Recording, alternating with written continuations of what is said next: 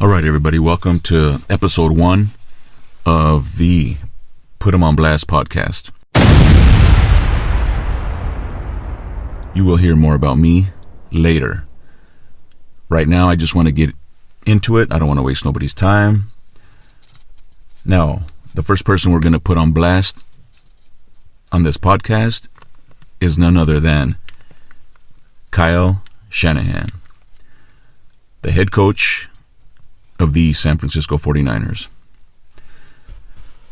Now, why Kyleshanahan? Well, he has a history of suspect decision-making, in my opinion. He has a history of just critical errors as far as play calling, time management. I've watched just about every football game that this man has coached, and that's what I've come away with. That's the opinion that I've come away with. A little bit about his background real quick.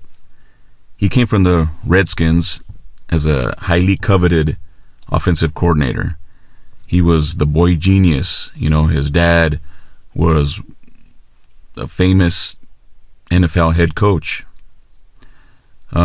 He took after his dad, you know, in his smarts for football. He played Division I college football as a receiver for the Texas Longhorns. As far as I'm aware, he never made it to the NFL. But hey, he was smart. He had it in his blood, you know, since he was a little kid. So naturally, he went to coaching. And he became a wizard as far as drawing up plays, formations, exotic plays, and all of that. So when the 49ers in 2017 were a dumpster fire, you know, he was hired by the 49ers. And I remember when it happened, everybody was happy. Everybody loved the pick. We were calling for him even before that previous season was over. Everybody wanted Kyleshanahan. We couldn't wait to get our hands on Kyleshanahan. We thought, you know, it's gonna happen. There's no ifs, ands, or buts. And sure enough, that season finished, and in 2017, 49ers signed him. And you know, he was everything that we thought. He quickly turned the franchise around. Started making some real critical draft picks that turned out to be the right moves. He quickly showed why he was highly coveted as far as his offensive thinking, his formations, his plays, his play calls, everything. But as the years went on, he started to show a little bit of the history of what he already had before. Because if you guys remember, with the Falcons, when they were in the Super Bowl, he was the offensive coordinator with the Falcons. And what happened that year? Well, they played the Patriots, and they had a really big lead. I believe it was 28-3 at one point. Now, this is where everything comes into play. As far as one of the main reasons I'm putting them on blast on this episode 1 of the brand new podcast, the Put 'em on Blast podcast. The man was up 28-3 as an offensive coordinator. Now, I know you guys listening out there have probably heard, in the game, in the sport of football, if you're a peewee head coach all the way through high school, college, JC, everywhere, if you're up big in a football game, you don't want to just take your foot off the pedal so much, but you do want to start pounding the rock, running the ball, to start killing the clock, because now the clock is your ally, right? So you want to kill some of the clock. So it's historically in this sport, if you're up, especially up big, you want that clock to run. So what do? You run the ball. You don't pass it as much, because if there is a incomplete pass, it stops the clock.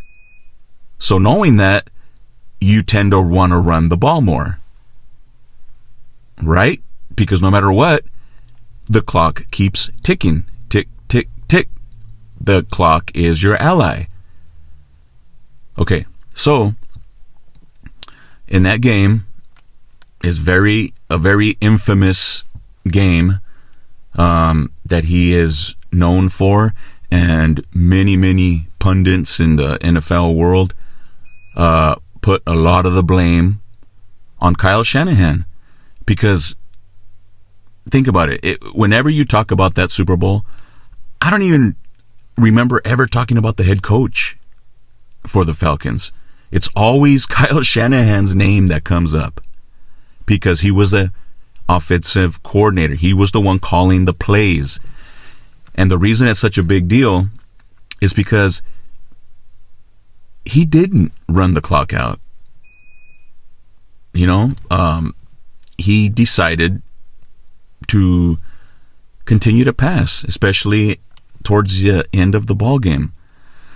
So that tiny little chink in his armor was shown back then. But I mean, hey, that wasn't going to be something that was going to prevent him from getting an NFL job. The dude was still smart. He was considered a genius, a mad scientist in the lab, with the beakers and the bubbling liquids, drawing up plays and offensive formations, patterns, and all of that. So that's what made him highly coveted. So, okay, fast forward, he gets to the 49ers, and he showed patterns of that, and it reared its ugly head in the first Super Bowl with the Chiefs in 2019, where the 49ers were up late in the fourth quarter, and we did not pound the rock like a lot of us thought. I remember watching that Super Bowl and thinking to myself, why is he continuing to pass the ball? Incomplete pass. Clock stops ticking. You keep giving Mahomes chances. He kept giving Mahomes chances, and it bit us in the rear end. So that happened. Fast forward to the 2023 season. What happened in that Super Bowl? Yes, we're playing the Chiefs once again, and we're up in that game by 10 points again. And what did we do? We continued to pass the ball. We continued to have incomplete passes, and we continued to give Mahomes the ball back, and eventually we know what happened in overtime.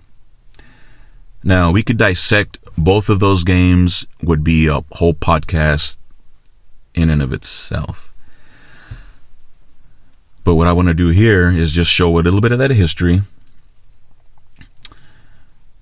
of some of the just mismanagement of time. And I don't know if it was stubbornness that grows, or hey, thinking that my system, the system that he has built, will overcome regardless, hey, just go out there and execute the plays the way I draw them up, and everything will be great. But, I mean, I don't know. Does he forget maybe sometimes that, Kyle, you can draw it up as beautiful and as the formation could be the greatest, the personnel you're going to think you have out there. But if one person, whether it be the O-line, one of the receivers misses a block, anything happens on that pass play, it's not going to work, even though the way you drew it up was supposed to work. Because he said in press conferences before, I have heard him say, hey, well, that play, the receiver was wide open. It worked. Okay, but the ball got tipped, or one of the linemen missed the block, and your quarterback had to start running around. Therefore, the play blew up. When all we needed was, a couple of pound the rocks and kill some of that time. But we will never know in those 2 Super Bowls what would have happened, what would have been. Okay, so like I said, in those Super Bowls and in many other games, playoff games, could be an episode in and of itself. But what I want to put Shanahan on blast specifically on this very first episode is how the beginning of this 2024 season has gone. Okay. Christian McCaffrey. I'm not going to go over who he is. If you're listening to this, you probably know who he is. Okay. Last year, he was Mr. Everything, right? He led the league in rushing.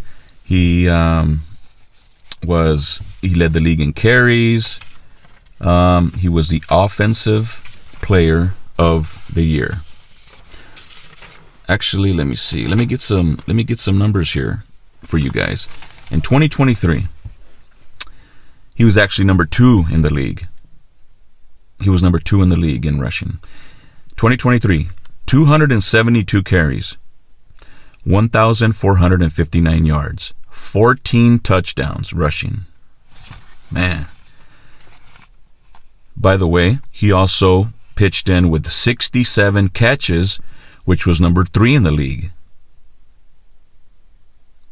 67 catches, number 3 in the league for running backs. 564 yards, 7 touchdowns.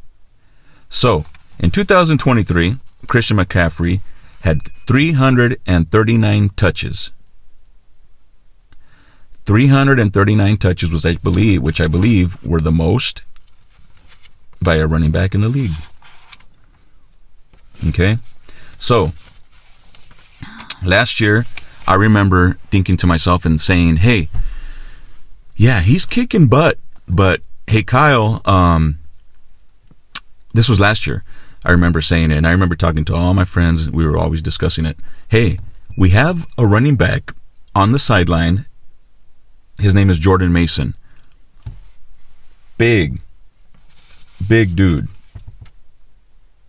He is there. How about can we use him a little bit? Could we spell him? Spell McCaffrey somewhat here and there. Mason is 5'11", 223 pounds. Youngster. Let's give McCaffrey a break here and there. But I remember thinking, oh my gosh, he is pounding him into the dirt, running him into the ground over and over and over. Yeah, he was, like I said, he was having a career season. Sure, I'll give you all that. But he does have a history of being injured a lot. He's missed a lot of time in his previous years. So I was just, sometimes I had my hands up to my face, just looking through my fingers and thinking, please don't get hurt. Okay, he didn't get hurt. So come the off-season, this past off-season, as we were getting closer and closer to the season, whispers began to come out. Hey, is McCaffrey? I'm wondering if he's going to play. And then sure enough, the season starts, And McCaffrey, he is not going to play week 1. Then it got extended, and now we didn't know when he was going to play. And after it was all said and done, we were hearing that McCaffrey had bilateral Achilles tendonitis. Bilateral Achilles tendonitis. Now, if you know what that is, pat yourself on the back, and you know what you're talking about. I didn't know what that was. I don't know if anybody else knew what that was. I just knew it had something to do with his Achilles tendons because it's in the name, bilateral Achilles tendonitis. Now, I did a little research on what causes bilateral Achilles tendonitis. Well, one of the main causes is repetitive stress or micro trauma. Repetitive stress.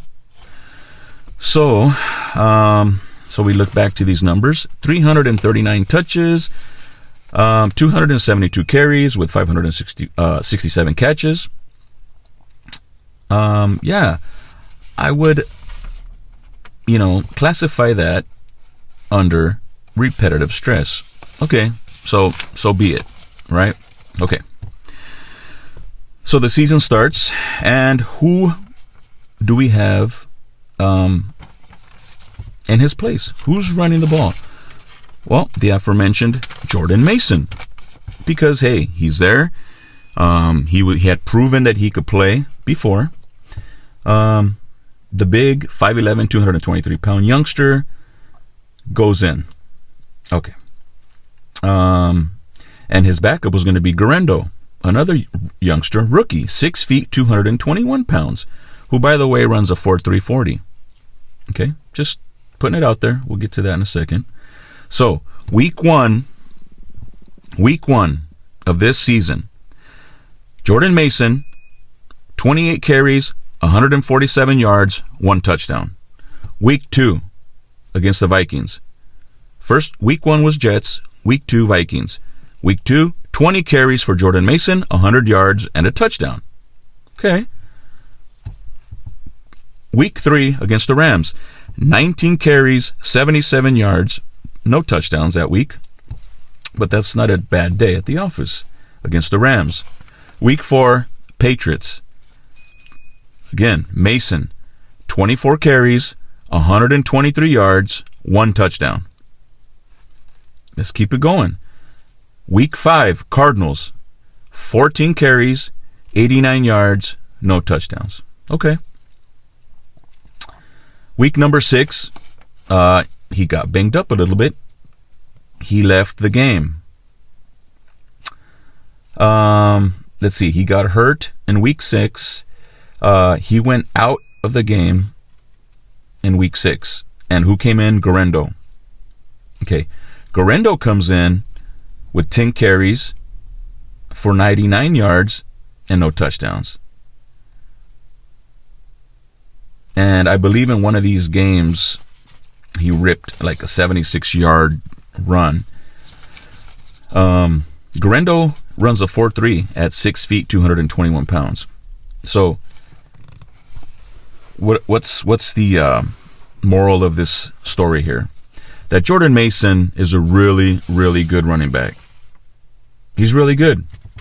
So, he was being utilized effectively. But he got banged up, and it was what it was. So, come week 10, McCaffrey's long-anticipated return is here. So, what was I anticipating? What were we all anticipating? Well, we were all anticipating, hey, Kyle, your superstar running back is just coming off bilateral Achilles tendonitis. I'm sure we're going to, start him off slow, ease him into the rotation, because after all, he has a history. You ran him into the dirt last year, which caused him to miss all these games, pretty much half the season almost. So I'm thinking, well, I think he learned his lesson from last year, didn't he? So yeah, let's ease him in and give him a break. So, what happens that first week that McCaffrey was activated? Well, let's just say that Mason had one carry. Mason had one carry that game. One carry. McCaffrey comes in against Tampa Bay, was his first game. 13 carries, 39 yards. He had 6 catches. Well, against Seattle, McCaffrey had 19 carries for 79 yards and 4 catches. How many carries did Mason have? He had 2 rushes. Mason had 2 carries. Okay. Against Green Bay, McCaffrey, 11 carries for 31 yards. He had 3 catches. And in that game, Mason had 3 carries. So, well, I guess that's a little consistent, huh? The first week back for McCaffrey, 1 rush for Mason. The next following week, 2 rushes. The following week, 3 rushes. Okay. Now, I think I forgot to mention, when Mason got hurt in week 10, no, not week 10, I'm sorry, in week 6, he went out with 609 yards of rushing. Okay? Now pay attention to this. Jordan Mason got banged up against the Seahawks in week 6. He had 609 yards at that time. That led the league in rushing. Let me repeat. Jordan Mason was leading the league in rushing multiple games into the season, which to me, and I'm assuming to any reasonable football fan out there, sports fan out there, would say, hey, Jordan Mason is here. He deserves to remain a major part whenever McCaffrey does come back, if he comes back. Well, that's what I thought. And that's probably what a lot of you guys were thinking. That's what probably Jordan Mason was thinking. But as we went through the numbers, when McCaffrey came back, Mason became all but forgotten. Much less Guerrero, who, although he was very raw as a runner, yes, I see that. Everybody talks about it. Guerrero needs a lot of experience, a lot of seasoning, but as a lot of people have described him, he's a game breaker. He has 4.3 speed. I mean, give him the ball sometimes. and he did when McCaffrey was out. When Guerrero quit getting the ball, he had 38 rushes for 227 yards, the long of 76, no fumbles. I mean, it's very frustrating, everybody. Very frustrating. And what are some of the excuses I've heard? Well, we need to play him in. I've heard some of the press conferences, and Kyle says we need to play him into shape. Maybe Mason had some fumbles, but I think he had 3 fumbles when he got hurt, and by the time McCaffrey came back. But hey, he was leading the league in rushing. All these great running backs in this league, and this youngster that had already proven himself, who finally got his chance, was leading the league in rushing, was averaging over 5 yards a carry. Guerrero was averaging over 5 yards a carry. And for them to just be shut out and see no playing time as soon as McCaffrey comes back, I mean, that's just crazy to me. It's just, I don't understand. I did not think that Kyle was going to go back to his old playbook of, I'm just going to pound the rock with this guy. I don't care. I mean, I'm sure he didn't tell himself I don't care, but that's what it seems like. When you come off of an injury that serious, your Achilles tendons, if your Achilles tendons go out again, he's done.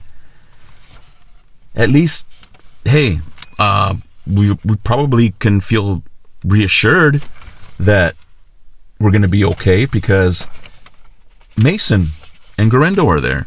But why are you putting McCaffrey through this?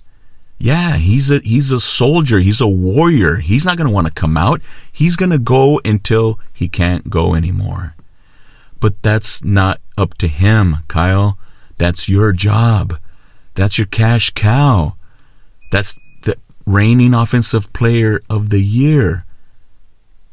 Take it easy on him, especially when you got these guys. Like I've heard a lot of people say, and it makes sense. Figure out a way to get both those guys on the field at the same time. Mason in the backfield, split out McCaffrey, motion him out into the slot somehow. Dude, you're supposed to be the boy genius. What happened to all those crazy plays we used to see? I see some of them sometimes, and they worked, and they look awesome, and they never. This year he just ran out, it seems like, of the magic he used to have. So going forward, man, I don't want to see McCaffrey out again. But I mean, and the thing is, he hasn't been as effective. Coming off of a year like he had last year, which he dang near led the league in touches, and then having an off season like we had this year, like McCaffrey had, coming in and then missing all those games. As soon as he comes back, who in their right mind? I mean, Kyle, you've been around this game your whole life. You grew up in the locker rooms. Your dad would have you there as a kid. There's pictures of you as a kid with the players. You know, you played D1 ball. You're a coach. You were a coach in this league. How did you figure that he was going to be up to speed ASAP coming off of that? It's just mind blowing. I mean, and now that he's played, it's painfully obvious that he's not the same guy right now. I mean, the numbers just, and I've heard some other real famous pundits and people out there in the football circles who say, well, he looks the same to me. I don't see nothing wrong with him. He looks the same. Well, I mean, you could say that all you want. I watched the games. The numbers bear it out. He's not the same right now. I think he can be, but he's not. So why not put in the youngster Mason, who was firing on all cylinders, even though he got a little banged up, but he's a big young kid. Put him in. I'm not saying give him half the load. You just give him some. Spell McCaffrey some. Do not run him into the dirt like you did last year, Kyle. That's all I'm saying, and that's why you're getting, sir, your well-deserved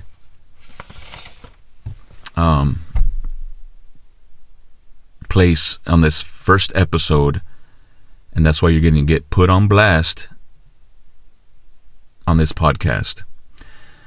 So going forward, is he going to learn from this? I don't think so, because he has shown a pattern. He has shown a pattern of stubbornness Is he a great head coach? Yes, he is. If we fired him today, would he find a job in the morning? Yes, he would. He would be coveted. I mean, look what he did with the 49ers, man. You know, we were garbage in 2017.